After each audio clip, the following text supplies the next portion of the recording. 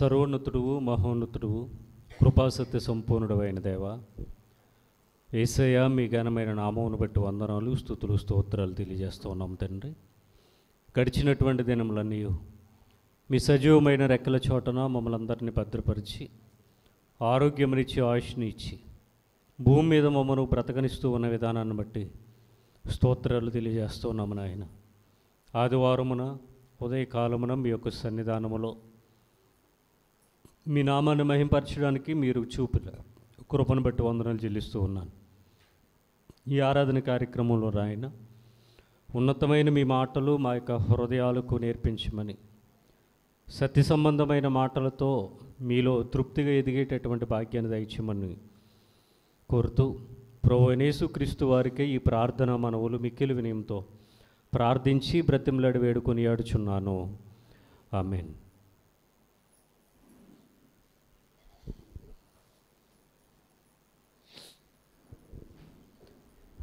చేరి వచ్చిన దేవుని పిల్లలైన మీ అందరికీ మనందరి ప్రభువును లోకరక్షకుడైన యేసుక్రీస్తు వారి ఘనమైన నామమున నా యొక్క శుభములు వందనాలు తెలియజేస్తూ ఉన్నాను.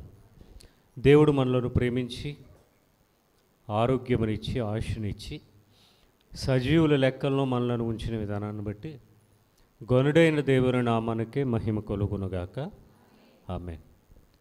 మత్తయి సువార్తలో 12వ అధ్యాయము గడిచినటువంటి వారాన 42వ వాక్యం వరకు 42వ వచనం వరకు మనం ఆలోచించాం.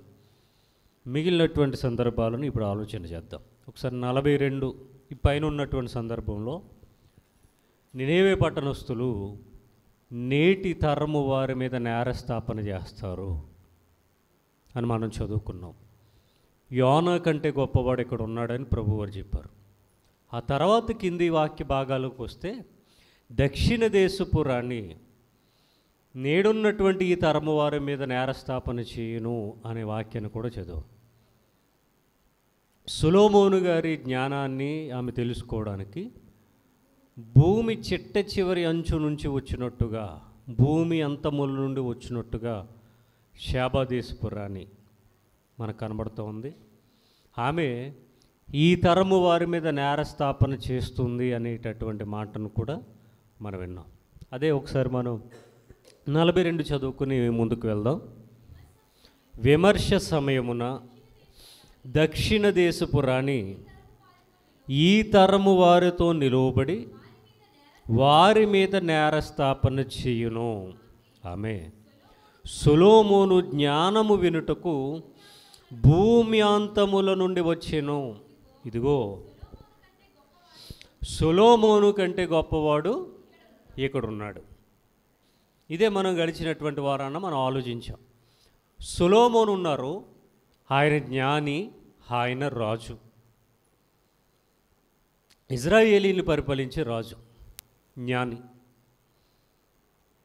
సామెతల గ్రంథం, ప్రసంగి, పరమగీతాలు కూడా రాసింది ఆయనే. వృక్షశాస్త్రంలో దిట్ట, పితామహుడుగా చెప్పుకోవచ్చు. ఆయన ఎన్నో పరిశోధనలు చేసి భూమి మీద జరిగేటటువంటి ప్రతి సందర్భాన్ని, దాని పర్యవసానాలను ఆలోచించి సమాజానికి తెలియజేసినటువంటి ఒక వ్యక్తి. ఇప్పుడు ప్రభువారు అంటున్నారు, సొలొమోను కంటే గొప్పవాడు ఇక్కడ ఉన్నాడు. అంతకుముందు మనం యోనాను గురించి తెలుసుకున్నాం. యోనా కంటే గొప్పవాడు ఇక్కడ ఉన్నాడు అనేటటువంటి సందర్భాలను కూడా మనం విన్నాం. వీటి పూర్తి వివరణ ఆల్రెడీ నేను మాట్లాడాను కనుక లాస్ట్ సండే భాగాన్ని మీరు ఒకసారి మరలా యూట్యూబ్లో చూస్తే కనుక ఆ విషయాలు మీకు అర్థమవుతాయి. రైట్. 43 నుండి కొన్ని వాక్యాలను మనం ఆలోచన చేద్దాం. 43వ వచనం. అపవిత్రాత్మ ఒక మనుష్యుని వదిలిపోయిన తర్వాత అది విశ్రాంతి వెదకుచు నీరు లేని చోట్ల తిరుగుచుండెను. ఇక్కడ 43వ వచనం. ఈ 43వ వచనంలో అపవిత్రాత్మ గురించి మాట్లాడుతూ ఉన్నారు. ఎవరు మాట్లాడుతున్నారు? ఇవన్నీ మాట్లాడాలి. ఈ అపవిత్రాత్మ సందర్భాన్ని ఎత్తింది ఎవరు? యేసువారే. మనకు మెయిన్గా ఏమర్థం కావాలంటే మత్తయి, మార్కు, లూకా, యోహాను సువార్తల్లో 90% మాట్లాడిందంతా కూడా ఆయనే కనబడతారు. మిగిలినవేవో శిష్యులు క్వశ్చన్స్ అడగటం, శాస్త్రులు, పరిసయ్యులు, సద్దుకేయులు, సుంకరులు ఇలాగేదో అక్కడక్కడ ఒక్కొక్కరు అలాగ తలుక్కున మెరిసి ఏదో ఒక వాక్యాన్ని మాట్లాడతారు తప్ప మిగిలినటువంటి మెయిన్ రోల్ అంతా కూడా, మెయిన్ సందర్భాన్ని అంతా కూడా మాట్లాడింది ఎవరంటే యేసువారే మనకు కనబడతారు. ఇక్కడ సడన్గా ఇక్కడ వరకు అసలు ఈ దెయ్యాలు కూడా ఏమీ లేదు, కానీ అపవిత్రాత్మను గురించి ఆయన మాట్లాడుతూ ఒక మనుష్యుని వదిలిపోయిన తర్వాత అది విశ్రాంతి వెదకుచు నీరు లేని చోట్లలో తిరుగుతుందట అపవిత్రాత్మ. అపవిత్రాత్మ అంటే ఏంటి? మీకు సింపుల్గా అర్థమవడానికి చెప్తున్నాను. దేవుణ్ణి ఏమంటాం మనం? పరిశుద్ధాత్మ లేక పవిత్రాత్మ, పవిత్రాత్మ లేక పరిశుద్ధాత్మ. ఈ పరిశుద్ధ ఆత్మకు వ్యతిరేకమైన పదమే అపవిత్రాత్మ. అంటే పరిశుద్ధాత్మను మనం దేవునికి సింబాలిక్గా మాట్లాడేటప్పుడు ఇక అపవిత్రాత్మ అంటే ఎవరని మనం అర్థం చేసుకోవాలి? సాతానని మనం అర్థం చేసుకోవాలి. ఎప్పుడైతే హీరో ఉంటాడో హీరోకు వ్యతిరేకంగా పనిచేసే వాళ్ళు ఎవరు ఉంటారు? విలనే ఉంటాడు, ఇంక అందులో నో డౌట్ కదా. హీరోకు వ్యతిరేకంగా పనిచేసేవాడు విలనే. అలాగే పవిత్రాత్మ లేదా పరిశుద్ధాత్మకు వ్యతిరేకంగా పనిచేసేది ఏంటి అంటే అపవిత్రాత్మ. పరిశుద్ధాత్మ అంటే దేవునికి సింబాలిక్గా చూస్తున్నాం కనుక దేవుని ఆత్మ, పవిత్రాత్మ, పరిశుద్ధాత్మ అంటున్నాం కనుక దీనికి రివర్స్లో ఉండేది ఏంటంటే అపవిత్రాత్మ. ఇది ఎవరికి సంబంధించిందంటే సాతానుకు సంబంధించింది. సాతానునే అంటారు ఇలాగా. మరి సాతాను అంటే ఎవరు? సాతాను, అపవాది, ఘటసర్పము, ఇంకేమున్నాయి వాడికి? నరహంతకుడు, అబద్ధికుడు, అబద్ధానికి జనకుడు, దెయ్యము, ఇవన్నీ కూడా వాడి పేర్లే. మన చాలా పేర్లు ఉంటాయి కదా. యేసువారికి కూడా బైబిల్లో చాలా పేర్లు కనబడతాయి. అలాగే అపవిత్రాత్మకు లేదా దెయ్యానికి కూడా బోల్డని పేర్లు ఉంటాయి. రైట్. ఈ దెయ్యమట ఒక మనుష్యుని వదిలిపోయిన తర్వాత అపవిత్రాత్మని రాశారు. ఈ అపవిత్రాత్మ అంటే దెయ్యం. ఈ దెయ్యం ఒక మనుష్యుని వదిలిపోయిన తర్వాత అది విశ్రాంతి వెదుగుచు నీరు లేని చోట్ల తిరుగుతుందట. అంటే దెయ్యం మనిషిని పట్టుకుంటుందా? పట్టుకుంటుంది. మిమ్మల్ని ఎవరైనా పట్టుకుందా? మీకు విషయం చెప్పరా? ప్రతి మనిషిని కూడా దెయ్యం పట్టుకుంటుంది. ఇంక అందులో వాళ్ళు వీళ్ళని తేడాలు ఏమి లేవు. అయితే బైబిల్లో కొన్ని పర్టికులర్ సందర్భాలను మాత్రమే రాశారు, అంతే. మీకు కొన్ని చెప్తాను. పాత నిబంధనలో సౌలు రాజు ఉండేవాడా? దావీదుకు మాంగారు. ఆ సౌలును దురాత్మ పట్టుకునేది మనం పాత నిబంధనలో చదువుతాం. ఇంకా మనం కొత్త నిబంధనకు వస్తే అనేక మందిని అబ్రహాము పిల్లలుగా, అబ్రహాము సంతానంగా, ఇజ్రాయేలీల్లో ఆ వంశంలో పుట్టినటువంటి వారిని అనేక సంవత్సరాలుగా ఈ దెయ్యం పట్టి పీడిస్తున్నట్టుగా మనం లేఖనాల్లో చదువుతాం. ఇంకా మనం ముందుకు వెళ్తే ఒకానొక రోజున యేసు ప్రభు వారితో తిరిగినటువంటి శిష్యులలో గొప్పవాడుగా పిలువబడినటువంటి మొదటివాడిగా పిలువబడినటువంటి వాడు పేతురు ఉంటాడు. ఆ పేతురుని కూడా ఏం పట్టింది? దెయ్యం పట్టిందా? శిలువ సందర్భంలో అప్పుడు ఒక వాయిస్ అనేది ప్రభు వారు గుర్తుపడతారు. ఏమనంటే, నీకు మరణము దూరమవును గాక అంటాడు పేతురు వచ్చి. నీకు మరణం దూరమవును గాక అంటాడు. మాట్లాడింది పేతురే, కాకపోతే మాట్లాడించింది ఎవరట? అపవాది. అందుకని ప్రభు వారు ఏమంటారంటే అక్కడ, సాతానా వెనక్కు పో అని చెప్తారు. అంటే పేతురులో ఎవరున్నారు? అప్పుడు సాతాను ఉన్నాడు, లేదా అపవాది ఉన్నాడు, దెయ్యం ఉంది. ఇంకొక సందర్భాన్ని గుర్తు చేస్తాను. ప్రభు వారిని సిలువకు అప్పగించింది ఎవరు? ఇది కూడా తెలీదా? ఇస్కరియోతు యోధ, లేదా యోధ ఇస్కరియోత్. ఆ పేరు అటు ఇటుగా, అసలు ఇస్కరియోత్ అనేది తండ్రి పేరు.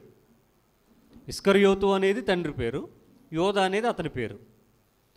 ఇక్కడ ఆ ఇస్కరియోతు యోధ అనేటటువంటి వ్యక్తి కూడా శిష్యులలో ఒకడుగా ఉంటూ, 12 మందిలో ఒకడుగా ఉంటూ, ఆయన కూడా ప్రభువారితో తిరుగుతూ, ఆయన వెళ్ళే ప్రతి చోటుకి కూడా ఈ యోధ కూడా వెళ్ళేవాడు. యోధ మీన్స్ ఇస్కరియోతు యోధ తిరిగేవాడు.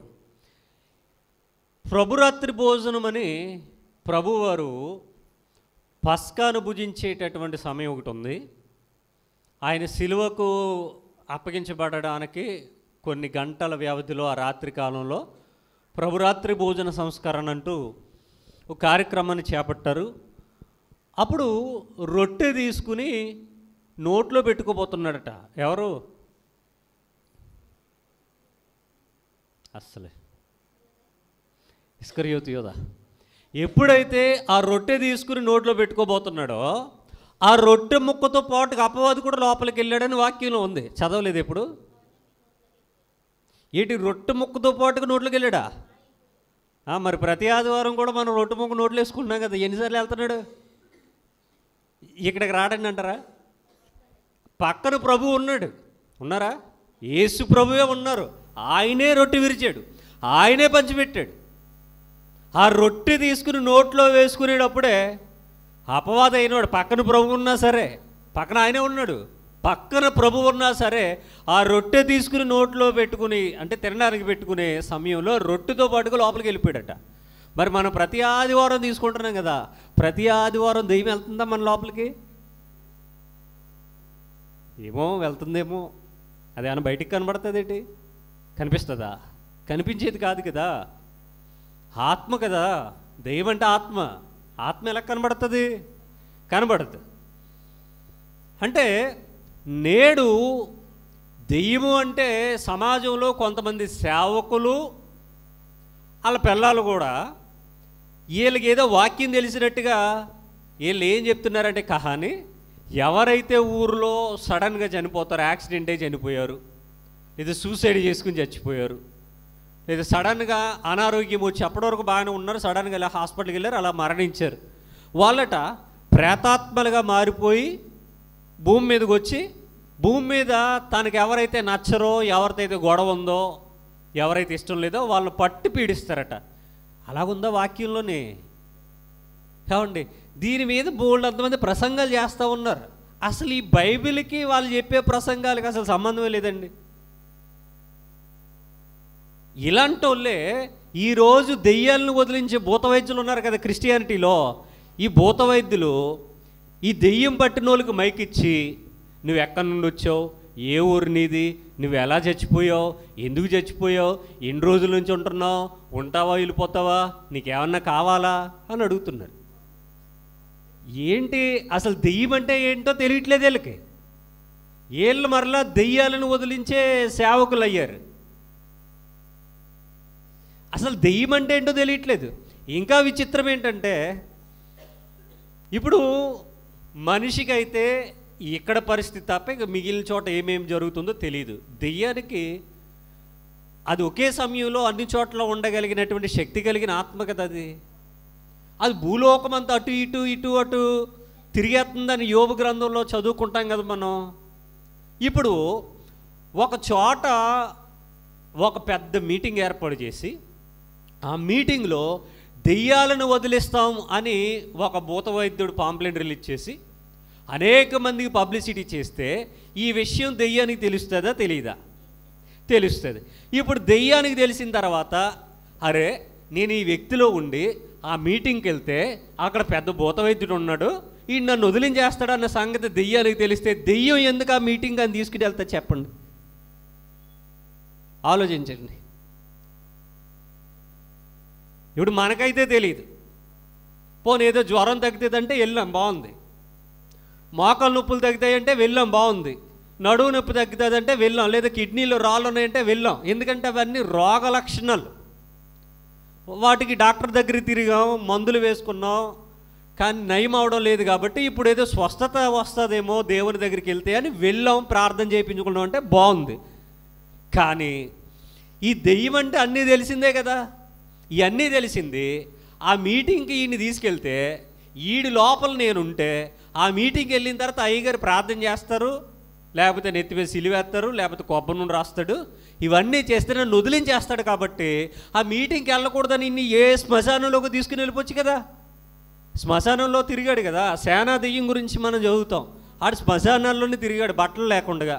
అక్కడ ఉన్న రాళ్ళు ఇచ్చుకుని ఆ నాడే గాయాలు చేసుకునేవాడు, నీటిలో పడిపోయేవాడు, నొరగలు కక్కుని కింద పడి దొర్లేవాడు. రకరకాలుగా దెయ్యం పట్టిన లక్షణాలు మనం బైబిల్లో చూస్తాం. మరి ఇప్పుడు ఈ దెయ్యాలన్నీ ఏంటండి, స్టైల్గా నీట్గా రెడీ అయిపోయి, చక్కగా రెడీ అయిపోయి మీటింగ్కి వెళ్ళి కూర్చుని ప్రార్థన చేయించుకుని నన్ను వదిలించే అని అడుగుతే వెళ్ళి అడగవు కదా.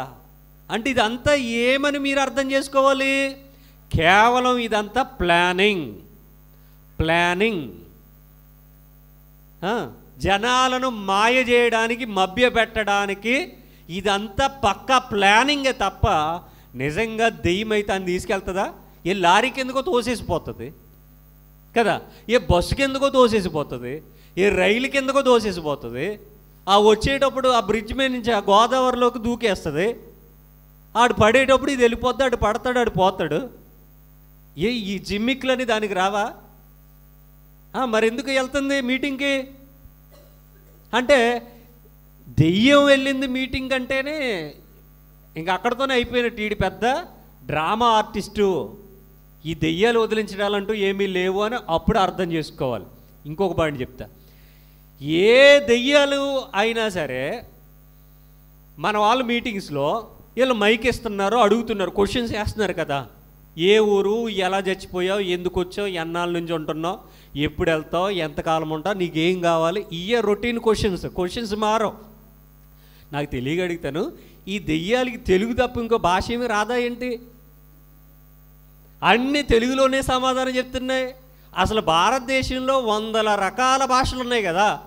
ఏది సాంస్క్రిట్లో మాట్లాడలేదు, తమిళ్లో మాట్లాడటం లేదు, ఉర్దూలో మాట్లాడడం లేదు, కన్నడలో మాట్లాడడం లేదు, ఒరియాలో మాట్లాడడం లేదు, బెంగాలీలో మాట్లాడడం లేదు, ఒడిశాలో మాట్లాడడం లేదు, గుజరాతీలో మాట్లాడడం లేదు, మరాఠాలో మాట్లాడడం లేదు.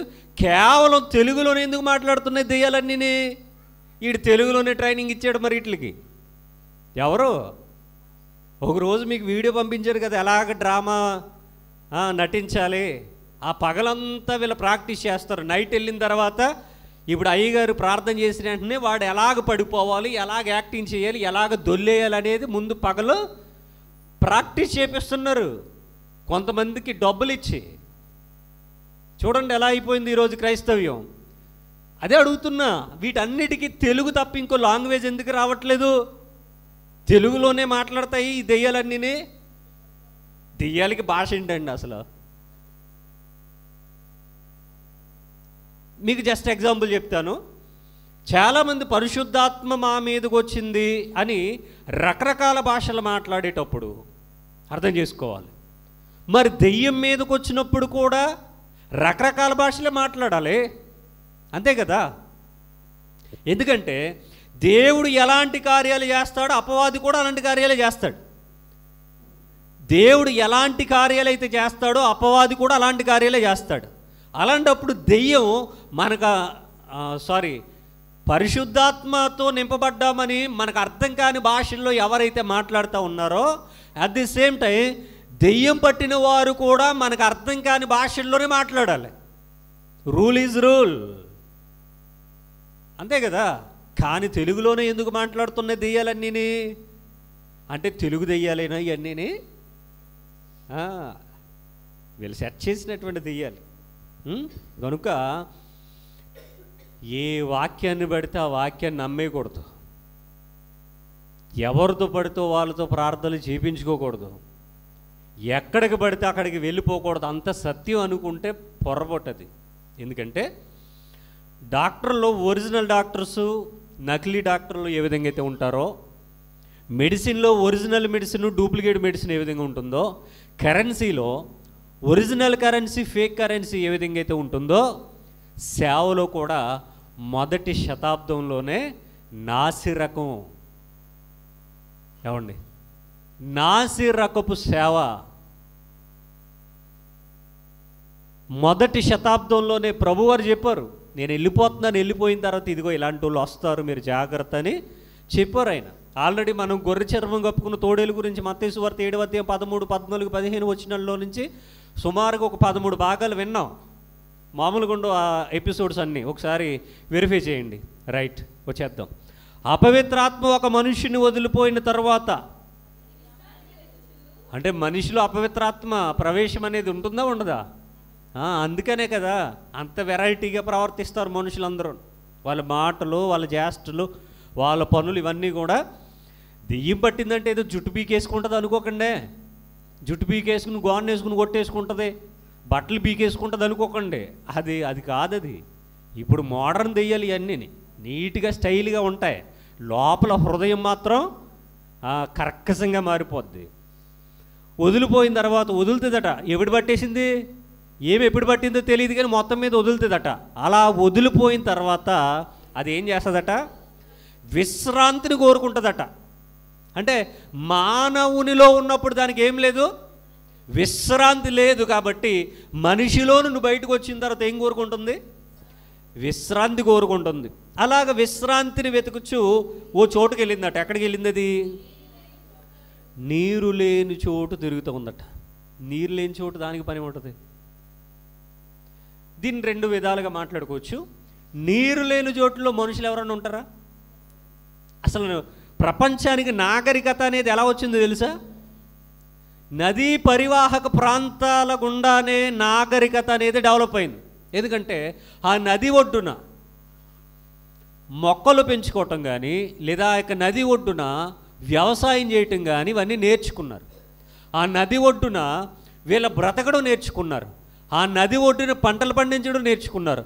ఆ నది ఒడ్డున పనిముట్లు తయారు చేయటం నేర్చుకున్నారు. అంటే నీరు ఉండాలి. నీరున్న చోటే జీవికి మనుగడ అనేది ఉంటుంది. నీరు లేవనుకోండి బ్రతకగలమా? నీరు లేని ఎడారిలో ఎవడా ఇల్లు కట్టుకుంటాడా? ఎడారి ఎటు చూసినా నీరు లేదు, అక్కడ ఎవడా ఇల్లు కట్టుకుంటాడా? కట్టుకోడు. ఎక్కడైనా గోదావరి ఉందనుకోండి, ఆ గోదావరికి ఆనుకునే ఎక్కడైనా కట్టుకుంటాడు ఇల్లు. ఎందుకని? ఒక మనిషి బ్రతకాలి అంటే నీరు చాలా ప్రధానమైనది, ప్రాముఖ్యమైనది. ఇప్పుడు నీరు లేని చోటుకి వెళ్ళిందట విశ్రాంతి తీసుకుందామని. నీరు లేని చోటుకి వెళ్ళిందట. నీరు లేని చోటే ఎవరుండరు? వీళ్ళు అంటారు చెట్టు ఎక్కింది అంటారు. అది ఏమన్నా దింపులు తీస్తుందా ఏంటి? దెయ్యం ఏమన్నా దింపులు తీసేదా చెట్టు ఎక్కడానికి? చెట్టు ఎక్కింది, ఆ చెట్టు ఎక్కింది, ఈ చెట్టు ఎక్కింది అని చెప్పడానికి. నీరు లేని చోటుకి వెళ్ళిందట. నీరు లేని చోటు చెట్లు కూడా ఉండవు చెట్టు ఎక్కడానికి. పోని నీరు లేని చోట్లు చెట్లు కూడా ఉండవు కదా చెట్టు ఎక్కి కూర్చోడానికి. ఇప్పుడు దెయ్యానికి ఏం కావాలట? విశ్రాంతి కావాలి. ఈ విశ్రాంతి కొరకు ఎక్కడికి వెళ్ళింది? నీరు లేని చోట్లో తిరుగుతుందట. ఆ నీరు లేని చోట్లలో దానికి ఏం దొరకలేదట? విశ్రాంతి దొరకలేదట. ఎందుకు దొరకలేదంటే నీరు లేని చోట జీవి మనుగడ ఉండదు, ప్రాణికి మనుగడ ఉండదు. ఉదాహరణకి ఈరోజు చంద్రుని మీదకి, అంగారకుని మీదకి, ఇలాగున్నటువంటి గ్రహాల మీదకి ప్రయోగాలు చేస్తూ ఉన్నారు. శాటిలైట్లు, ర్యాకెట్స్ ఇవన్నీ కూడా పంపిస్తున్నారు కదా. ఎందుకు ఇవన్నీని? ఆ గ్రహాలలో వేటి కొరకు పరిశోధన చేస్తున్నారు? మొట్టమొదటి పరిశోధన దేనికోసం చెప్పాలి. మొట్టమొదటి పరిశోధన దేనికోసం చేస్తున్నారో తెలిసి, ఏ గ్రహం మీదకి ర్యాకెట్ని పంపించినా నీరుందా లేదా? మొట్టమొదటి పరిశోధన నీరు ఉందా లేదా. నీరుంటే ప్రాణి ఆవాసానికి వెసులుబాటు ఉంటుంది. నీరుంటే అక్కడ ఒకవేళ ఈ భూమి అనేది నాశనం అయిపోతే ఏదో ఒక రోజున ఆ గ్రహంలో ఆల్రెడీ నీరుందని కనుక వీళ్ళు కనిపెడితే అక్కడికి వెళ్ళి ఉండడానికి మనిషికి నీరు గాలి పుష్కలంగా ఉందని వీళ్ళు ఫిక్స్ అయితే, ఏదో ఒక రోజున ఈ భూమి మీద ఆటం బాంబు వేసేసి వీళ్ళు ర్యాకెట్ వేసుకుని పైకి వెళ్ళిపోయి ఆ పైన ఆ మంచి గ్రహంలో చల్లని వాతావరణంలో బాగా బతకొచ్చు అన్న ఒక ఆలోచనతో వీళ్ళు అక్కడ ఫ్లాట్లు వేసేవాడు ఒకడు, ఫ్లాట్లు కొనుక్కునేవాడు ఒకడు. నీటి గురి కోసం, నీటి ఉనికి కోసం ఒక నది ఉండేది, ఇదిగో నీరు ప్రవహించిన ఆనవాళ్ళు ఉన్నాయి, ఇసుక ఇలాగుంది, బూడిద ఇలాగుంది, అక్కడ ఒక పెద్ద నీటి మడుగులు ఉన్నట్టుగా మాకు తెలుస్తుంది ఈ ఫోటో చూస్తే అని చెప్తున్నారు కదా శాస్త్రవేత్తలు. వీళ్ళ బాధ అంతా ఏంటంటే ఏదో ఒక రోజున భూమి నాశనం అయిపోతే మరలా అక్కడైనా బతకొచ్చు అనేది వీళ్ళ పరిశోధన యొక్క సారాంశం. మొత్తానికి ఈ అపవాది, ఈ దెయ్యం కూడా ఎక్కడ తిరుగుతుంది? నీరు లేని చోట్లలో తిరుగుతుందట. నీరు లేని చోట దానికి పని ఏంటి? దానికి పని లేదు అక్కడ. ఎందుకు? నీరు లేకపోతే అక్కడ ఎవరు ఉండరు? మనుషులు ఎవరో ఉండరు. మనుషులు లేని చోట అపవాదికి పని ఏంటి చెప్పండి? వాడికి అసలే టైం తక్కువ ఉంది. తక్కువేనా? వాడికి సమయం కొంచెమే. మీ విరోధి అయిన అపవాది సమయం కొంచెమే తెలుసుకుని గర్జించు సింహము వలె ఎవరిని మృంగుతున్నా అని వెతుకుచూ తిరుగుతున్నాడు. వాడికి టైము తక్కువ ఉంది, లిమిటెడ్ పీరియడ్ వాడిది. అంటే ఇంత చిన్న సమయాన్ని వాడు సద్వినియోగం చేసుకోవడానికి నీరు లేని చోట్లలో తిరిగితే ప్రయోజనం ఏమైనా ఉంటుందా? నీరుని చోటుకి వెళ్ళి అక్కడ కూర్చున్నాడు అనుకో, కాసుకుని కూర్చున్నాడు, ఎవడొకడు వెళ్తాడు అక్కడికి. ఎందుకంటే అక్కడ నీరు ఉంది కాబట్టి ఎవడొకడు బ్రతుకుతాడు అక్కడ. కానీ నీరు లేని చోటుకి ఎందుకు? దానికి పని ఏమీ లేదు కాబట్టి దానికి ఏం దొరకలేదట, అక్కడ విశ్రాంతి దొరకలేదు. కాబట్టి ఇప్పుడు ఏం చేయాలనుకుంటుంది 44లో? నేను వదలి వచ్చిన నా ఇంటికి తిరిగి వెళ్ళేదని అనుకుని వచ్చేసిందట. ఏం చేసింది? నేను వదలి వచ్చిన నా ఇంటికి. ఏంటి దాని ఇల్లు? దెయ్యం ఇల్లేది? ఎక్కడైనా చాలామంది మంచిగా ఇల్లులు కట్టుకుంటారు, డూప్లెక్స్లు, డాబాలు, మేడలు, 7 star 3 star hotels, 5 star hotels లాగా ఇంద్రభవనంలా కడతారు. దానికి మంచి మంచి పేర్లు పెట్టుకుంటారు కదా. వాళ్ళ అమ్మగారి పేరు పెడతారు, లేదా వాళ్ళ నాన్నగారి పేరు పెడతారు, వాళ్ళ తాతయ్య పేరు పెడతారు, వాళ్ళ అమ్మమ్మ పేరు పెడతారు. ఇలాగా వాళ్ళ సినిమా హీరో పేరు పెట్టుకుంటారు, హీరోయిన్ పేరు పెట్టి, ఇంకా డిక్షనరీలు వెతికి ఒక మంచి పేరు సెలెక్ట్ చేసుకుని ఇంటికి పెట్టుకుంటారు కదా. ఇలాగ రకరకాల పేర్లు పెట్టుకుంటారు. ఆ పేరు చదివినట్టు మనకి ఏమర్థమవుద్ది? ఇది పలానా వాళ్ళ ఇల్లు, ఈజీగా అర్థమవుద్ది కదా. శ్రీనివాస నిలయం అని చదివాం అనుకోండి, వెంటనే మనకి ఏమర్థమవుద్ది? ఇల్లు ఎవరిదంటే శ్రీనివాసరావు గారిది. లక్ష్మీ నివాస్, ఈ ఇల్లు ఎవరిదంటే లక్ష్మి గారిది. సింపుల్గా మనకు అర్థమైపోద్ది. ఇది ఎవరిల్లు? ఇదిగో పలానా ఆవిడది, లేదా పలానా ఆయన, వాళ్ళ ఇల్లు ఇదని మనకి ఈజీగా అర్థమవుద్ది. ఇప్పుడు దెయ్యానికి కూడా ఏముందట? ఇల్లు ఉందా? దెయ్యానికి ఇల్లు ఎక్కడుంది? దెయ్యం నివాస్ అని ఎక్కడన్నా చదివామా? డెవిల్ అపార్ట్మెంట్స్ అని ఎక్కడన్నా చదివామా? ఈవిల్ గార్డెన్స్ అని ఎక్కడన్నా చదివామా? అవేం కనపట్టలేదు మనకి పేర్లు ఎక్కడన్నా చదివామా? దెయ్యాల కోటని ఇంటికి ఎవడని పేరెట్టుకుంటాడా? పాతాల దెబ్బ, భూతాల లోకం, ఇలాంటి పేర్లు ఏ ఇంటికైనా కనబడతాయి మనకు? అసలు ఎక్కడ కనబడవు. మరి దెయ్యానికి ఏముందట? చదవండి ఇక్కడ. నేను వదిలి వచ్చిన నా ఇంటికి, దాందట ఇల్లు. ఎవరిది ఇల్లు? దెయ్యందట ఇల్లు. మీరు ప్రారంభం నుంచి ఆలోచించండి. ఆదాము, హవ్వ, తర్వాత వారి సంతానం, వారి పిల్లలు ఈరోజు మన వరకు ఈ ప్రపంచవ్యాప్తంగా సుమారుగా 800 కోట్ల ప్రజానీకం మనుషులుగా, ఇంకెక్కువే, ఇంతమంది ఉన్నాం కదా. దెయ్యానికి ఎక్కడైనా శరీరం ఉన్నట్టుగా మనం ఎక్కడైనా చదివామా బైబిల్లో? దెయ్యానికి శరీరం ఉందా? ఒక రోజేమో పేతురులో దూరాడు వచ్చి, ఇంకో రోజేమో యోధలో దూరాడు, ఒక రోజేమో సౌలులో దూరాడు, మరొకసారి మరొక స్త్రీలో, మరొకసారి మరొక పురుషుల్లో, మరొకసారి మరొక యవనస్తుల్లో. ఇలాగ ఎప్పుడు చూసినా ఎవడొకరిలో దూరడమే తప్ప పరాన్నజీవిలాగా. పరాన్నజీవి అంటే తెలుసా? పరాన్న మొక్కలు తెలుసా? అప్పుడప్పుడు చూడండి, తాడి చెట్టు మీద ఇంకో చెట్టు పాకేస్తుంది, అది పరాన్నజీవి, అది పరాన్న మొక్క. అలాగా దీనికి దేహం లేదు, సొంతంగా బాడీ లేదు దీనికి. దేనికి? దెయ్యానికి. దీనికి బాడీ కావాలంటే ఏం చేయాలి? ఆ పందులో దూరిందా? దూరిందిగా. ఆ మనిషిలోనో, లేకపోతే ఆ స్త్రీలోనో, ఆ కుర్రల్లోనో ఎవరొకరిలో దూరవలసిందే. అంతే తప్ప దీనికంటూ సొంతంగా బాడీ లేదు. బాడీ ఉంటే పోట్లు ఉండవు కదా. మీరు దెయ్యాల సమూహంతో పోరాడాలని వాక్యం ఉంటుంది ఎఫెసీయులకు రాసిన పత్రికలో. దెయ్యాల సమూహాలతో పోరాడాలి అంటే అంధకార సంబంధమైన అని మనకు ఉంటుంది. ఆకాశ మండలం ముందు ఉన్న దురాత్మల సమూహం అన్నారు. ఎప్పుడైనా కనబడిందా మీకు? ఈ ప్రపంచంలో నేను దేవుని చూశానని చేతులెత్తే వాళ్ళు కనబడతారు, కానీ నేను దెయ్యాన్ని చూశాను, దెయ్యంతో మాట్లాడానన్న వాళ్ళు ఒక్కడు కూడా కనపడ్డు. ఎవడైనా కనిపించాడా? అబ్రహాం గారి దగ్గరికి వెళ్తే నేను దేవుని చూశాను అని ఆయన సాక్ష్యం చెప్తాడు. మోషే గారి దగ్గరికి వెళ్తే నేను దేవుని చూశాను అంటాడు. యాకోబు గారి దగ్గరికి వెళ్తే నేను దేవుని చూశాను అంటాడు. దావీదు గారి దగ్గరికి వెళ్తే నేను దేవునితో మాట్లాడాను అంటాడు.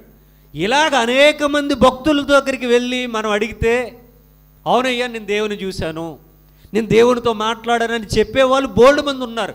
కానీ ప్రపంచంలో ఎవరో కూడా నేను దెయ్యంతో మాట్లాడాను, నేను దెయ్యాన్ని చూశాను అనే వాళ్ళు ఎవరన్నా ఉన్నారా? లేరు. కాకపోతే ఈ పాస్టర్లందరికీ ఎలా కనబడిపోతుందండి దెయ్యం? ఈ పాస్టర్లందరూ చూడండి దెయ్యాలతో డైరెక్ట్గా మాట్లాడేస్తున్నారు. వీళ్ళు ఫోన్ నెంబర్లు కూడా తీసుకుంటే బాగుంటుంది, వీళ్ళు ఫోన్లో మాట్లాడుకుంటారు డైలీని కదా.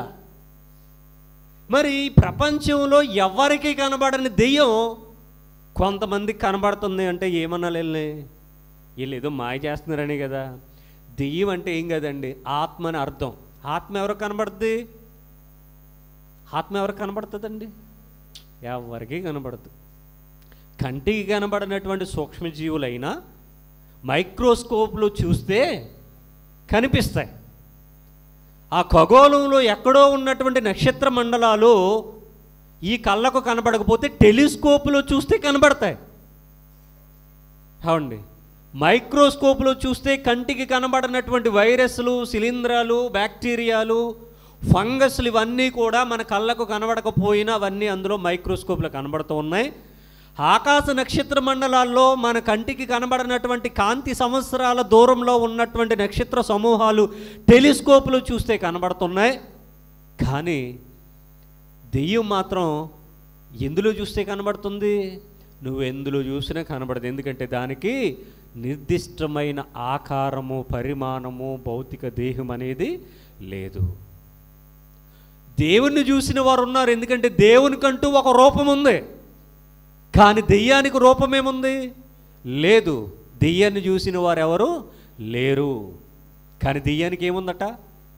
నా దేహము అని చెప్తుంది చూడండి. నిజానికి దెయ్యానికి దేహం లేదు కదా. దెయ్యానికి దేహం లేదు నిజానికి. కానీ ఏం చెప్తే ఉంది ఇక్కడ? నేను వదిలి వచ్చిన నా ఇంటికి.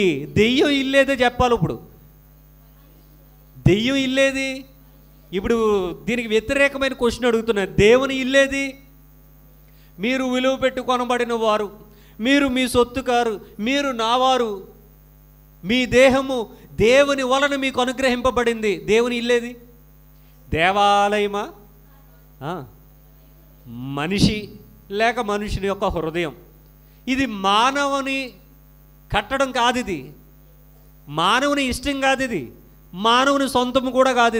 ఇది ఎవరిది? ఇది నేను విలువ పెట్టి కొన్నానని చెప్తున్నాడు. కొనడానికి ముందు ఆయన తయారు చేశాడు. ఈ దేహాన్ని ఎవరు తయారు చేశారు? దేవుడు తయారు చేశాడు కదా. ఇప్పుడు ఈ దేహం ఎవరిదట? ఎవరి సొత్తు ఇది? మీరు మీ సొత్తు కారు అన్నాడుగా. అంటే ఈ దేహం అనేది దేవుని సొత్తు. ఈ దేహంలో ఎవరు ఉండాలనుకుంటున్నారు? దేవుడు ఉండాలనుకుంటున్నాడు. అంటే ఇదేంటిది? దేవుని ఇల్లు. దేహం అనేది ఎవరిల్లు? దేవుని ఇల్లు. దేహము ఏ విధంగా దేవుని ఇల్లో అదేవిధంగా ఈ దేహము కూడా ఎవరికిల్లు? అపవిత్రాత్మకు కూడా ఇల్లే. ఎందుకంటే దేవుడు తీసుకున్న తర్వాత ఆడు మానేస్తాడా? దేవుని భాగం దేవుడు తీసుకున్న తర్వాత వాడి భాగం వాడు తీసుకోవడం మానేస్తాడా? ఎప్పుడైనా మనం ఓటలు వేసుకున్నాం అనుకోండి. ఉదాహరణకి మీరు మార్కెట్కి వెళ్ళారు, ఒక పెద్ద చేప ఒక్కరు కొనాలంటే కొంచెం కాస్ట్ ఎక్కువ కాబట్టి ఇంకొక ఆయన వచ్చాడు. అతను కూడా కాస్ట్ కోసం ఆలోచిస్తే అప్పుడు అమ్మే ఆయన ఏం చెప్పాడంటే, ఇద్దరు కలిపి కొనేసుకోండి, ఇద్దరికి సమాన వాటాలు వేసి సమాన భాగాలు ఇస్తాను అని చెప్తాడు. అప్పుడు ఆయన కలిపి ఇంత అమౌంట్ అని ఆయనకి ఇచ్చేసి దానిని ఇద్దరు సమానంగా తెచ్చుకుంటారు. ఇప్పుడు ఒకరు వాటాకు డబ్బులు ఇచ్చి ఆ వాటా తెచ్చుకున్న తర్వాత ఇంకొక ఆయన ఏం చేస్తాడు? ఇంకొక ఆయన ఏం చేయాలి? ఆయన కూడా ఆయన వాటా తీసేసుకోవాలి. సేమ్, ఇందులో ఏ తేడా లేదండి. దేవుని వాటా దేవుడు తీసేసుకున్న తర్వాత మరి అపవాది వాటా వదిలేస్తాడా?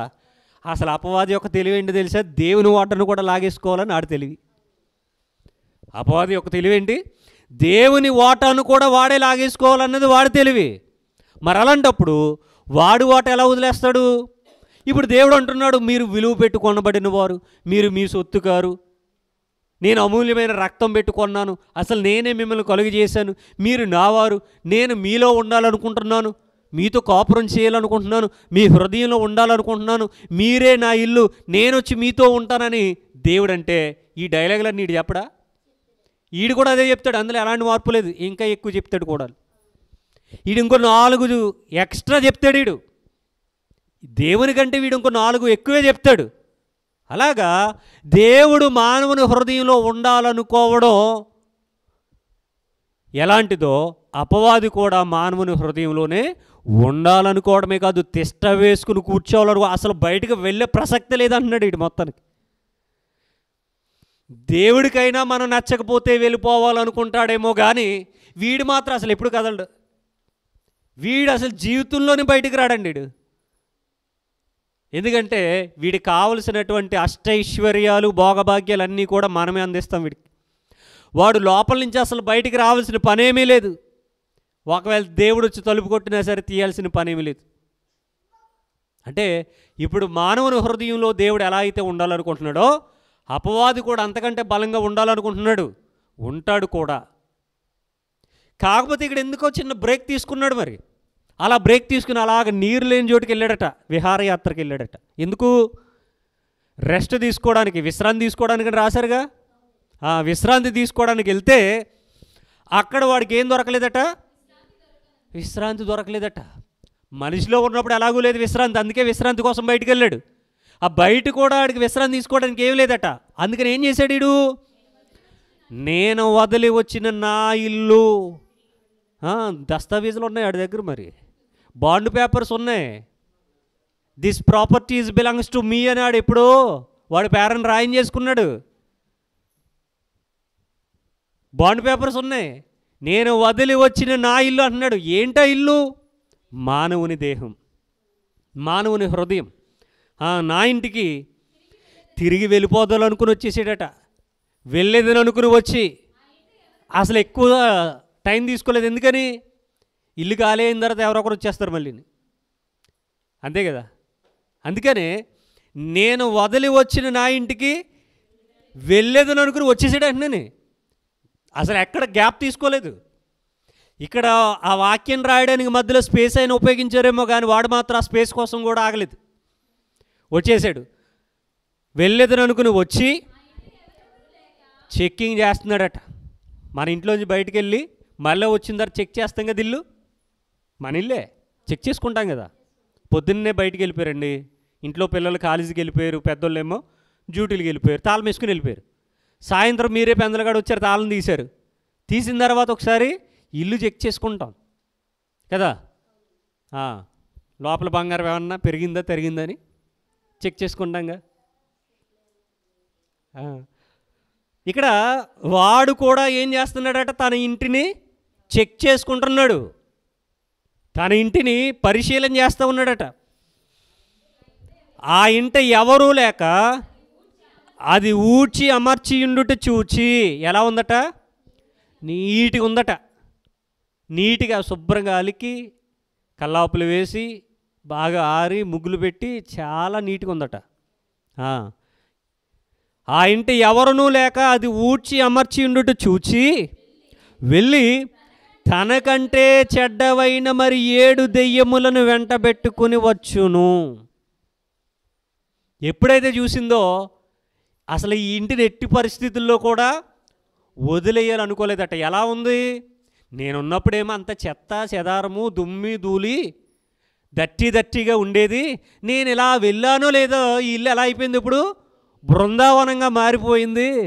ఎంత చక్కగా ఉంది నా ఇల్లు, నా జీవితంలో ఇంత చక్కగా నా ఇల్లు ఎప్పుడు చూసుకోలేదు, కాబట్టి దీన్ని మరలా ఎవ్వరికి కూడా దక్కనివ్వకూడదు ఇక అని అనుకుని ఏం చేసిందట?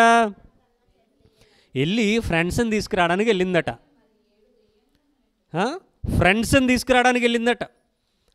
ఆ ఇంట ఎవరునూ లేక అది ఊడ్చి అమర్చి ఉండటి చూచి, ఎవరని ఉంటే ఏం చేసును, ఎవరునూ లేక ఫ్రెండ్స్ని తీసుకురావడానికి వెళ్ళింది. ఒకవేళ దెయ్యం వెళ్ళిపోయిన తర్వాత ఇల్లు నీట్గా అమర్చి ఊడ్చి నీట్గా ఉన్నప్పుడు ఎవరొకరు కనుక వచ్చి ఉన్నారనుకోండి, ఇప్పుడు దెయ్యం వచ్చిన తర్వాత దెయ్యానికి ఏం లేదు, అక్కడ చోటు లేదు. అప్పుడు ఏమైపోయినది, వెనక్కి వెళ్ళిపోను, మరలా తిరిగి వస్తుందా?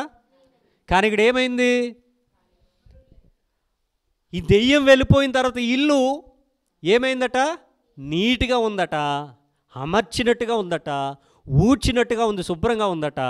ఆ ఇంట్లో ఇంకెవరు లేరట, ఖాళీగానే ఉంది. ఇంత నీట్గా ఉంది కానీ ఎలా ఉంది, ఖాళీగానే ఉంది. కాబట్టి ఈ టైంని ఇక మరలా వృధా చేసుకోకూడదు, ఈ సమయాన్ని వృధా చేసుకోకూడదు, దీన్ని సద్వినియోగం చేసుకోవాలని అనుకుని వెంటనే వెళ్ళి 7 ఫ్రెండ్స్ని తీసుకొస్తుందట.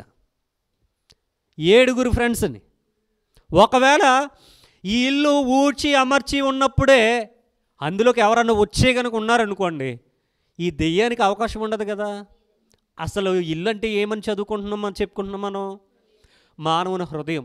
అంటే మనిషి యొక్క హృదయంలో నుండి ఒకసారి మనల్ని పట్టి పీడిస్తున్నటువంటి దురలవాటు, చెడ్డ మనస్తత్వం, ఆ చెడ్డ కోరిక, ఆ పాపపు క్రియ, ఆ సాతాను క్రియ వదిలేసిన తర్వాత మన హృదయం ఏమైపోయింది, ఖాళీగా ఉంది. ఖాళీగా ఉన్నప్పుడు ఏం చేయాలి, వెంటనే ఈ హృదయం ఖాళీగా ఉంచకూడదు. ఖాళీ హృదయం అపవాది నిలయంగా మారిపోతుంది. మన ఇల్లు ఖాళీగా ఉందనుకోండి, మనం ఎక్కడికి వెళ్ళిపోయాం, కొద్ది రోజులకి ఆ ఇల్లు ఎలా మారిపోద్ది, ఖచ్చితంగా పాడైపోద్ది. మీరు ₹1,00,00,000 పెట్టి కొనుక్కోండి, అక్షరాల ₹1,00,00,000 పెట్టి కొనుక్కోండి, ఒక మంచి భవనాన్ని కొనుక్కోండి, తాళం వేసి ఒక వారం రోజులు ఊరు వెళ్ళరండి, ఈ లోపల ఎలా మారిపోద్ది, లోపల ఎవరో ఓపెన్ చేయలేదు, ఎవరు ఏ దొంగతనం చేయలేదు, ఎవ్వరు రాలేదు, ఆ ఇంటి వైపు కన్నెత్తి కూడా చూడలేదు, కానీ లోపల ఏమైపోద్ది తెలుసా, బోల్డ్ అంత డస్ట్ చేరిపోద్ది, పాడైపోద్ది. 1 నెల మొత్తం బూజులన్నీ చేరిపోతాయి, 2 నెలలు గబ్బలేలు కూడా చేరుతాయి, 3 నెలలు ఎలకలు, సుంచులు, పందికొక్కులు, పాములు, జెర్లు, తేళ్ళు, పుట్టలు. ఇంకో సంవత్సరానికి దెయ్యాల కోటలా మారిపోద్ది.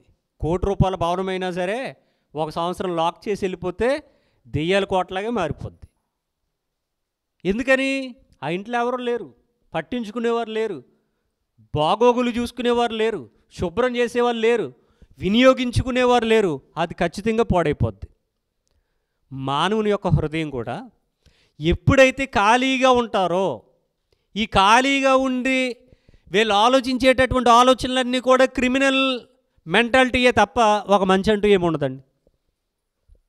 ఖాళీగా కూర్చుని మనిషి ఆలోచించేటటువంటి ఆలోచనలన్నీ కూడా క్రిమినల్ మెంటాలిటీలే కానీ ఒక మంచి ఆలోచన అంటూ ఏది పుట్టదు బుర్రలో. కాబట్టి మానవుని యొక్క హృదయాన్ని ఖాళీగా ఎప్పుడు ఉంచకూడదు.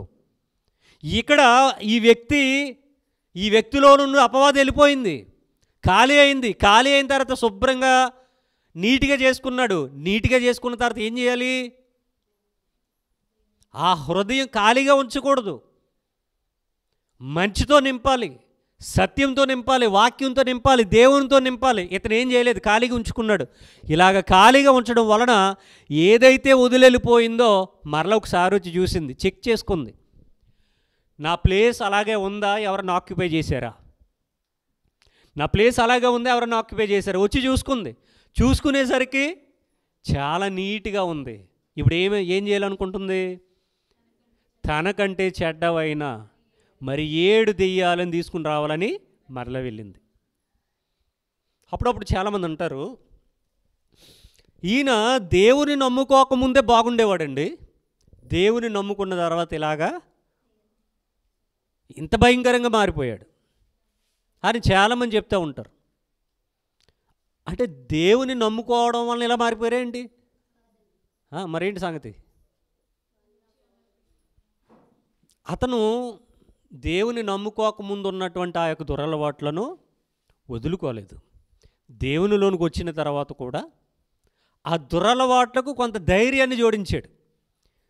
ఎప్పుడైతే ఆ దురలవాట్లకు ధైర్యాన్ని కూడా జోడించాడో అప్పుడు ఒక రకమే ఇప్పుడు 10 రకాలుగా చెడిపోయాడు. అప్పుడు ఒక్క దురలవాటే ఉండేది, ఇప్పుడు 10 రకాల దురలవాట్లు వచ్చాయి. అప్పుడు ఒక్క తప్పు చేసేవాడు, ఇప్పుడు 10 రకాల తప్పులు చేస్తూ ఉన్నాడు. అంటే అతను దేవునిని ఆహ్వానించలేదు అతని హృదయంలోనికి. దేవుడు అవకాశం ఇచ్చాడు, అపవాది బయటికి వెళ్ళిపోయాడు, హృదయం ఖాళీగా ఉంది, దాన్ని నీట్గా చేసుకున్నాడు, దేవునిలోనికి వచ్చేసాడు. అంటే నీట్గా అయిపోయింది. నీట్గా అయిన తర్వాత దానిని అలాగే ఖాళీగా అట్టు పెట్టాడే తప్ప మరలా దాన్ని ఫుల్ఫిల్ చేయలేదు. జస్ట్ ఎగ్జాంపుల్, చాలామందితో మాట్లాడేటప్పుడు వాళ్ళని దేవుని మందిరానికి రమ్మని ఆహ్వానించినప్పుడు, వాళ్ళకు దేవుని సంగతులు చెప్పినప్పుడు వాళ్ళు ఎంత ఇష్టపడతారు, రావడానికి సిద్ధమవుతారు. అయితే వాళ్ళకున్నటువంటి చిన్న చిన్న అలవాట్లన్నీ కూడా వదిలేసుకుని ఈ వారాలన్నీ క్లియర్ చేసుకుని వచ్చేద్దామని వచ్చే వారానికి రెడీగా ఉంటారు. అయితే ఆ వారమే ఏదో ఒక చిన్న సమస్య వస్తుంది. సరే, సమస్యలు అందరికీ వస్తాయిలేండి. పోనీ వచ్చే వారం మనం వస్తారా అంటే, మన వారం వెళ్దాం అనుకున్నాను, ఎందుకనో వెళ్ళలేకపోయాను, ఈ వారం ఏం జరుగుద్దు అని ఒక సందేహం. ఈ వారం ప్రయత్నం చేయాలిగా, రారు. అలాగా ఎప్పుడైతే సంసిద్ధంగా ఉన్నారో ఇంక అలవాట్లేమీ లేవు, దురలవాట్లన్నీ వదిలేసుకున్నాడు. అలాగ ఈ వారం వెళ్దాం, వచ్చే వారం వెళ్దాం, ఈ వారం వెళ్దాం, వచ్చే వారం వెళ్దాం అంటూ అలాగ 1 నెల 2 నెలలు గడుపుతాడు. అలాగ 1 నెల 2 నెలలు గడిపేసరికి ఏమవుతుందంటే, ఆల్రెడీ 2 నెలల క్రితం ఏదో ఒక అలవాటు వదిలేశాడుగా, అలవాటు మరలా చేసుకుంటాడు. ఇప్పుడేమంటాడు, ఏదో ఇలాగా అలవాటు అయ్యాను కాబట్టి దీన్ని వదిలేసుకుని వస్తానంటాడు. 2 వారాలకు ఇంకో అలవాటు వస్తుంది, 2 అయ్యాయి. 3 వారాలకు ఇంకోటి వస్తుంది, 3 అయ్యాయి. 4 వారాలకు 4 అవుతాయి. మొత్తానికి 1 నెల అయ్యేసరికి ఇంతకుముందు ఏదో ఒక్కదాంతో ఇబ్బంది పడేవాడు, ఇప్పుడు 10 రకాల ఇబ్బందులు ఉన్నాయి. ఇప్పుడు దేవుని దగ్గరికి రావడానికి ఇష్టపడతాడా? అస్సలు ఇష్టపడ్డు. అలాగా నేను వదిలి వచ్చిన నా ఇంటికి తిరిగి వెళ్ళేదని అనుకుని వచ్చి ఆ ఇంట ఎవరునూ లేక అది ఊడ్చి అమర్చి ఉన్నట్టు చూచి వెళ్ళి తనకంటే చెడ్డవైన మరి 7 దెయ్యములను వెంటబెట్టుకుని వచ్చెను. మొత్తానికి 7 అదొకటి 8 మంది ఉన్నారటండి. 8 దెయ్యాలట. ఒక దెయ్యం ఉంటేనే భ్రష్టుడిగా మారిపోతే 8 దెయ్యాలు ఉంటే వీడు ఎలా మారిపోతాడు? భ్రష్టత్వంలో పిహెచ్డి, డాక్టరేట్, ప్రొఫెసర్ అన్నీ చేసేస్తాడు ఇక. అప్పుడప్పుడు చాలామంది అంటే ఇది భూతానాలో ఏమనాలో తెలియదు కానీ మొత్తానికి ఈ పదాన్ని వాడతారు. ఒకసారి 2 సార్లు చెప్పేటప్పుడు నువ్వు ఎదవరా అంటారు. వీడు ప్రతిసారి అదే కానీ చేస్తాడే, నువ్వు 7 ఊర్లకి ఎదవరా అంటారు. ఇంతకుముందు ఒక ఊరే, ఇప్పుడు 7 ఊర్లకి ఈడేనట హీరో. చూడండి, అంటే ఇందులో ఏమైంది? సంఖ్య పెరిగింది. అంటే పెద్దోడయ్యాడా, గొప్పోడయ్యాడా? ఎస్, గొప్పోడైపోయాడు ఇందులో. అదే మనకు ఆదికాండంలో ఉంటుంది కదా, నరులు చెడుతనం భూమి మీద ఎలా ఉందట? నరులు చెడుతనం భూమి మీద ఎలా ఉంది? గొప్పదే.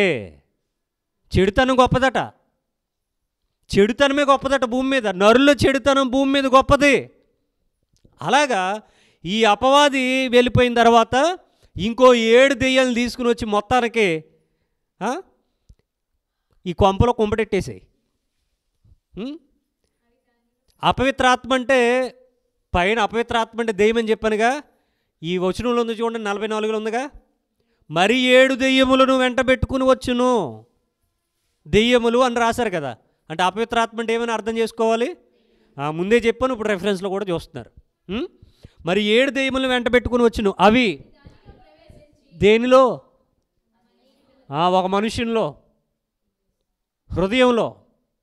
దీంతో పాటుగా 7 మొత్తం 8 ప్రవేశించి కాపురం కూడా ఎట్టేసేట. అంటే ఇంక మళ్ళీ వెళ్ళాలనుకోవట్లేదు. చూడండి, తిష్ట వేసుకుని కూర్చున్నాయి అనమాట. హృదయంలో సింహాసనం వేసుకుని కూర్చున్నాయి అనమాట. అక్కడనే కాపురం ఉండును. అందుచేత ఆ మనుష్యుని కడపటి స్థితి మొదటి స్థితి కంటే చెడ్డదగును. అలాగే ఈ దుష్టతరము వారికి సంభవించున. నేను ఇందాక అడిగాను, మనుషులందరిలో దెయ్యాలు ఉంటాయా అని. అలాగే ఈ దుష్టతరము వారికి సంభవించును. అలాగే ఈ దుష్టతరము వారికి సంభవించును అంటే అందరిలోనూ దెయ్యం ఉంటుంది. ఆ దెయ్యం ఎందుకో ఒకసారి అలాగా రెస్ట్ తీసుకోవడానికి వెళ్తుంది. ఆ రెస్ట్ తీసుకోవడానికి వెళ్ళినప్పుడు మనం ఏమైపోవాలి? సెట్ రైట్ అయిపోవాలి, మారిపోవాలి, మారు మనసు పొందేయాలి, దేవుని దగ్గరికి వచ్చేయాలి, దేవుని హృదయంలో నింపేసుకోవాలి, అన్నీ చేసేయాలి. ఎందుకని? మళ్ళీ వస్తాడు. వచ్చేసరికి ఖాళీగా ఉందా? మళ్ళీ వెళ్తాడు. ఎందుకు? ఫ్రెండ్స్ని తీసుకురావడానికి. ఎంతమందిని? 7 మొత్తం ఎంతమంది అయ్యారు? 8 అయ్యారు. ఈ 8 పాటు వచ్చి నీ హృదయంలో తిష్ట వేసుకుని కూర్చుని కాపురం పెట్టేసిన తర్వాత నీ మొదటి స్థితి కంటే ఇప్పుడు కడపటి స్థితి భయంకరంగా ఉంటుందట. అలాగా వాళ్ళకే ఉంటుందన్నారా? అందరికీ ఉంటుందన్నారా? ఈ దుష్టతరము వారికి సంభవించును. ఎదురుగా ఉన్నారు కాబట్టి ఒరే దుష్టులరా మీరని తిట్టేసాడు ఆయన. ఎవరిని? శాస్త్రుల్ని, పరిచయుల్ని, యాజకుల్ని, పెద్దల్ని, లేవీల్ని, వీళ్ళందరినీ ఈ దుష్టతరం వారని డైరెక్ట్గానే మొహం మీద తిట్టేశాడు. తర్వాత ఇది మనకు కూడా అప్లై చేసుకోవడం ఉత్తమం. ఎందుకంటే మనం కూడా దుష్టుని సంబంధులుగానే, దుష్టక్రియలు చేయవారు కానీ, దుష్టుని ఇష్టాన్ని నెరవేర్చేవారు కానీ ఈ భూమి మీద బ్రతుకుతున్నాం కానీ దైవ చిత్తాన్ని నెరవేర్చేవారు ఈ లోకంలో ఎవరు కనపడడం లేదు. కాబట్టి మనకు కూడా ఒకవేళ ఇలాంటి పరిస్థితి వస్తుందేమో అని ముందుగానే మనం ఏం చేయాలట? Be alert. ఎలా ఉండాలి? బహు జాగ్రత్తగా ఉండాలి. లేకపోతే మనలో కూడా ఎవరుంటారు మనలో? అపవాది అనగా అపవిత్రాత్మ అనగా దెయ్యం. ఒకటేనా? ఒకటి కాదు, ఒకటితో పాటుగా 7, మొత్తం 8. ఈ గొడవ అంతా ఎందుకు? దేవుని నమ్ముకున్నాం, వాక్యానుసారంగా జీవిస్తే, దేవుడు చెప్పినట్టుగా నడుచుకుంటే మన బ్రతుకులు ఈ లోకంలో ఎప్పుడు ముగిసిపోతాయో తెలియదు. ఆ ముగిసే లోపు దేవునికి ఇష్టలుగా బ్రతికితే దేవుడు ఉన్నటువంటి లోకానికి చేరతాం కదా. ఆయన అంత భరోసా ఇచ్చాడు. కానీ మన ఈ దుష్టతరం వారితో పాటుగా అలాగే ఉన్నామనుకోండి, మన పరిస్థితి ఏమైపోద్ది? ఇక భయంకరం. కనుక ఈ అపవిత్రాత్మకు మన హృదయంలో ఏమివ్వకూడదు? ఇస్తారా? ఏం మాట్లాడలేదంటే ఇస్తారని అర్థం. ఏమండి, మీరు ఇచ్చిన బాబు నాడు వస్తాడు. వాడు బలవంతంగా అయినా చోటు దక్కించుకునే ప్రయత్నం చేస్తాడు. ఆడు ఎన్ని ప్రయత్నాలు చేసినా మీరేం చేయాలి?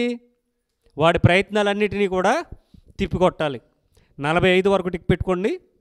వచ్చే వారం ఇంకా 5 వచనాలు ఉన్నాయి, చదువుకుని వచ్చేయండి. మిగిలినటువంటి సందర్భాలు వచ్చే వారాన్ని మాట్లాడదాం. ప్రార్థన చేసుకుందాం. సర్వోన్నతుడు మహోన్నతుడు అయిన దేవా, యేసయ్య మీ ఘనమైన నామమును బట్టి వందనాలు, స్తుతులు, స్తోత్రాలు తెలియజేస్తూ ఉన్నాను.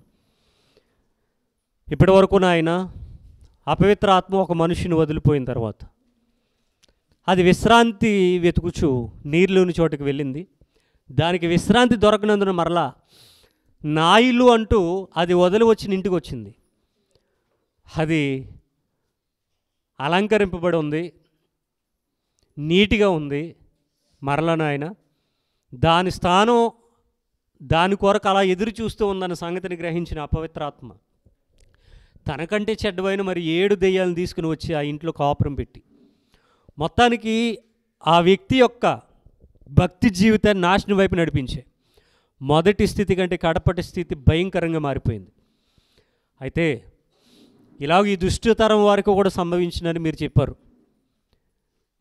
ఈ భయంకరమైన దినాలు, అపాయకరమైన కాలాలు, అంత్య దినాలు బ్రతుకుతున్నటువంటి మేము నాయన, మరి ఎవరెవరు అపవాది ప్రేరేపణకు లోనైపోతూ ఉన్నారు? ఎవరు మీ చిత్తాన్ని పక్కన పెట్టేశారు? మమ్మను మేము ఆలోచించుకుని అపవాదికి చోటు ఇక పరిశుద్ధాత్మకు చోటిచ్చి, అనగా మీకు చోటిచ్చి మీలో ఉన్నతంగా ఎదిగే భాగ్యాన్ని దయచేయమని కోరుతూ ప్రభువైన యేసుక్రీస్తు వారికి ప్రార్థన మనవులు మిక్కిలి వినయంతో ప్రార్థించి బ్రతిమలాడి వేడుకొని ఆడుచున్నాను. ఆమేన్. అందరికీ వందనాలు.